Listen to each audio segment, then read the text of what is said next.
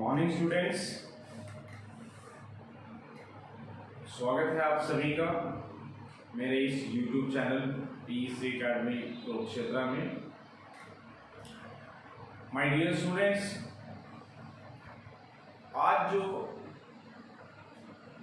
Topic मैं आपसे discuss करूंगा वो टॉपिक एक न्यूमेरिकल बेस्ड है और जिस न्यूमेरिकल को मैं आज आपसे डिस्कस करने वाला हूँ उसको पिछले 5 सालों में नियर अबाउट 3 टाइम्स CBSE जो है आपके एग्जाम में पूछ चुकी है।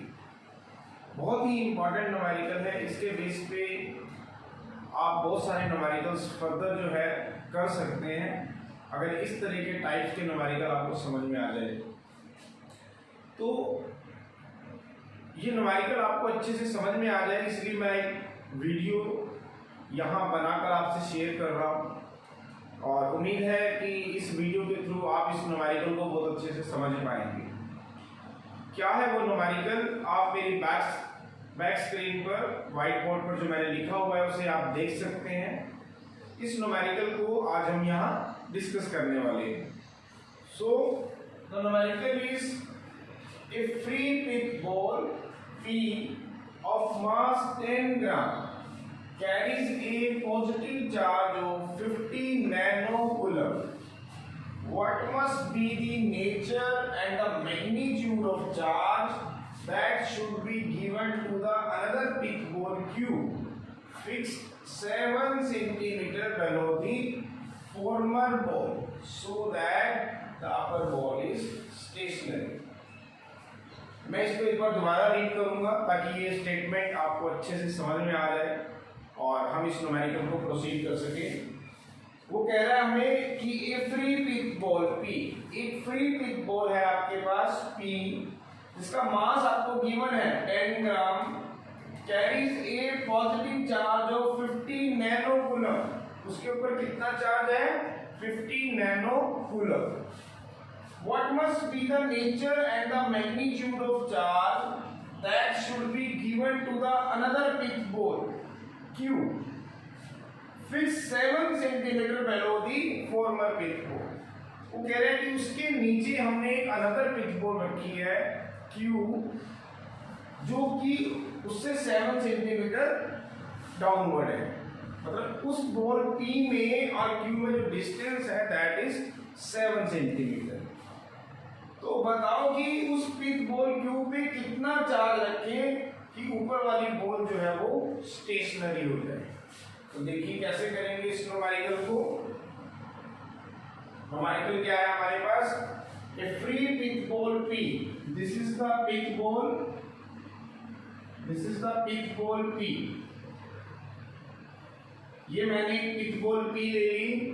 इसका मास कितना है? इसका मास आपको गिवन है, मास गिवन है आपको 10 gram and it carries a positive charge of 50 nanocoulomb. इस पे चार्ज कितना गिवन है आपको? 50 nanocoulomb means 50 into 10 to the power -9 coulomb, क्योंकि 1 नैनोकूलम कितने के बराबर होता है? 10 to the power -9 कूलम। ये आपको याद होना चाहिए। 1 nanocoulomb is equal to 10 to the power -9 coulomb. तो एक फ्री पिच बॉल का मास m आपको गिवन है दैट इज 10 ग्राम, 10 ग्राम। तो इसको किलोग्राम में चेंज करेंगे तो 1 ग्राम कितने किलोग्राम के बराबर होता है? 10 to the power -3 kg। सभी को मैं ऐसा यूनिट में चेंज करूंगा। मास आपको गिवन है, चार्ज जो गिवन है इस बॉल P के ऊपर वो आपको गिवन है 50 नैनोकूलम। 1 नैनोकूलम मैंने अभी आपको बताया 10 to the power -9 कूलम के बराबर होता है। तो इसकी वैल्यू आएगी 50 into 10 to the power -9 coulomb. अब वो कह रहे हैं, देखिए ध्यान से, इस बॉल का अपना एक मास है तो due to its own weight ये बॉल नीचे जाने की कोशिश करेगी क्योंकि इस डायरेक्शन में इसका एक वेट लग रहा होगा mg।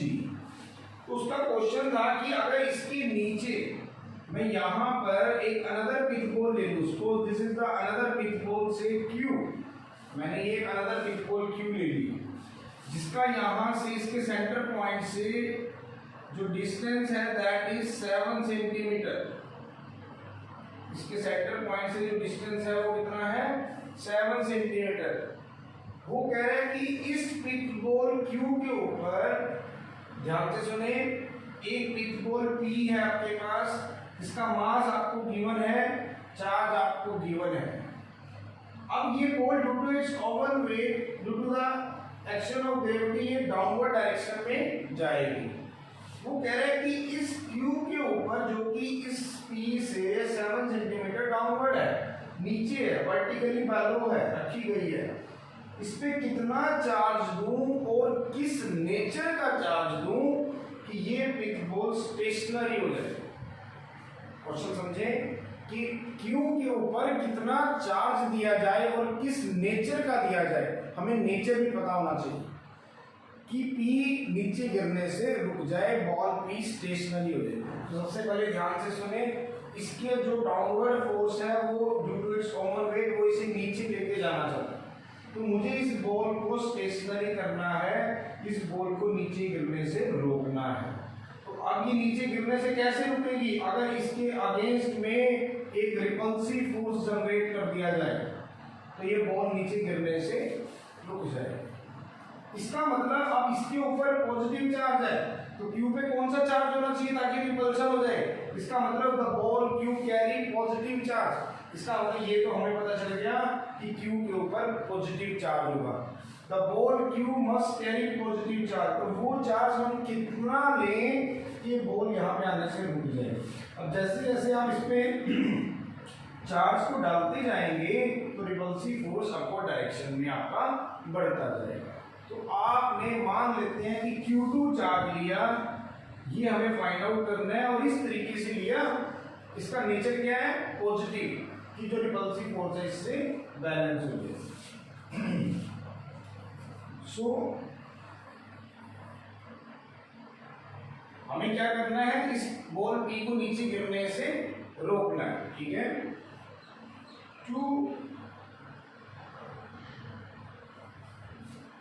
बॉल P को हमें क्या करना है, स्टेशनरी करना है।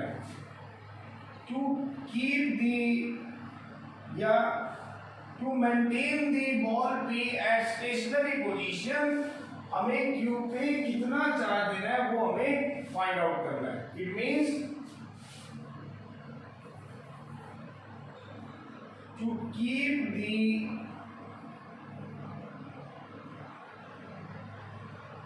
ball P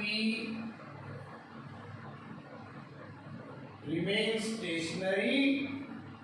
अगर हम देखें कि इस पिच बॉल को स्टेशनरी रखने के लिए इस Q पिच बॉल के ऊपर कौन सा चार्ज होना चाहिए, पॉजिटिव, क्योंकि अगर नेगेटिव ले लिया तो इसको नीचे ही खींच लेगा।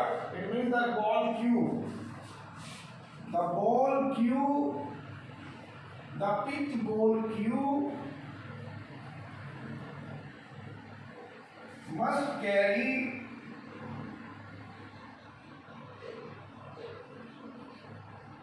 positive charge, say Q2,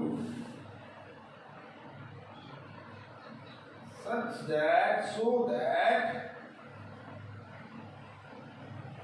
to keep the pitch ball P remain stationary। इसको यहाँ स्टेशनरी करने के लिए मुझे पता है कि Q पे कौन सा चार्ज होना चाहिए, पॉजिटिव चार्ज, ताकि रिपल्सिव फोर्स इसके अगेंस्ट में वर्क कर सके। तो वो कितना होना चाहिए, मैंने मान लिया कि Q2 होना चाहिए और पॉजिटिव होना चाहिए ताकि जो रिपल्सिव फोर्स है वो इसको बैलेंस कर सके, so that the forces of repulsion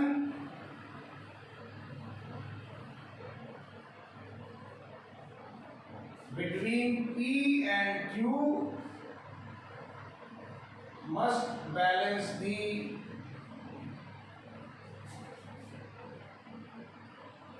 force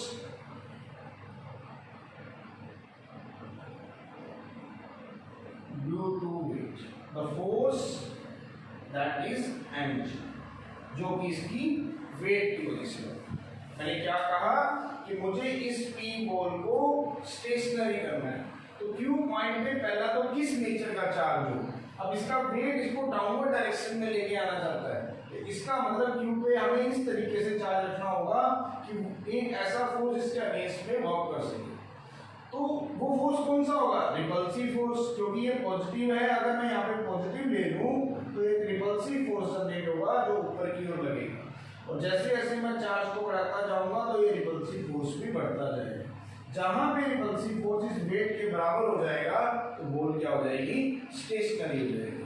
तो उसके लिए मैंने माना कि Q बॉल के ऊपर कितना चार्ज था, से Q।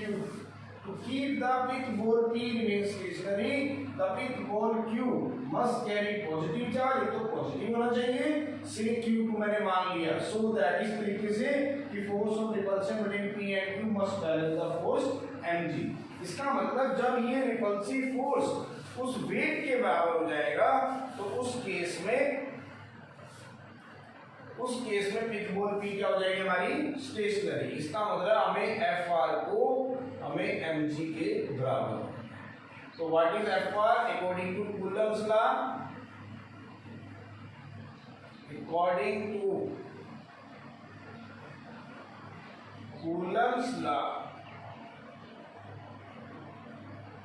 Fr की वैल्यू क्या होगी, 1/4 pi epsilon naught Q1 Q2 by r square, distance का स्क्वायर, डिस्टेंस है मान लेते हैं इन दोनों के बीच का कितना है मान लेते हैं r, जिस r की वैल्यू कितनी है आपको 7 सेंटीमीटर, तो से r। तो from equation 1 we get 1/4 pi epsilon naught Q1 Q2 by r square is equal to m into g। इन सभी की वैल्यूज को पुट करेंगे तो what is 1/4 by epsilon naught, that is 9 into 10 raised to the power 9। now what is Q1, Q1 is the charge on the pitch ball P, वो कितना given है आपको 50 into 10 raised to the power -9 coulomb. Q2 हमें निकालना है इस pitch ball 2 के ऊपर distance. Now what is r, r आपको गिवन है कितना है 7 सेंटीमीटर, r की वैल्यू आपको कितनी गिवन है 7 सेंटीमीटर। तो 7 सेंटीमीटर को आप किस में चेंज करेंगे, मीटर में चेंज करेंगे, तो 7 into 10 raised to the power -2 metre. एक मीटर में कितने सेंटीमीटर होते हैं 100, तो 7 into 10 raised to the power -2 metre इसका whole square is equal to mass, mass कितना है 10 ग्राम, तो इसको भी ऐसा यूनिट में चेंज कर लेंगे, तो 10 into 10 raised to the power -3 kg into g, that is 9.8 metre per second square. g की वैल्यू कितनी आ गई 9.8 मीटर पर सेकंड स्क्वायर। तो हम क्या करेंगे, आप Q2 की वैल्यू को यहाँ से फाइंड आउट करेंगे, तो Q2 हो जाएगा आपके पास 10 into 10 raised to the power -3 kg into 9.8 metre per second square, ये उधर चला जाएगा, into 7 into 10 raised to the power -2 metre इसका whole square divided by 9 into 10 raised to the power 9 into 50 into 10 raised to the power -9 coulomb. देखें 1/4 पर epsilon not कितना था हमारा 9 into 10 raised to the power 9। now what is Q1, Q1 is the charge on the pitch ball P, that is 50 nano coulomb, तो 50 into 10 raised to the power -9 coulomb.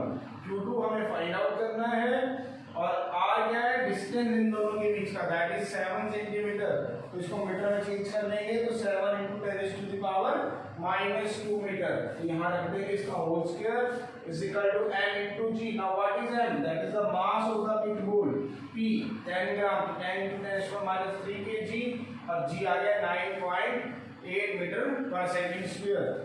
तो Q2 की value निकालेंगे तो ये वाली टर्म उधर चली जाएगी, तो 10 into 10 raised to the power -3 kg into 9.8 metre per second square into 7 into 10 raised to the power -2 metre इसका whole square divided by 9 into 10 raised to the power 9 into 50 into 10 raised to the power -9 coulomb.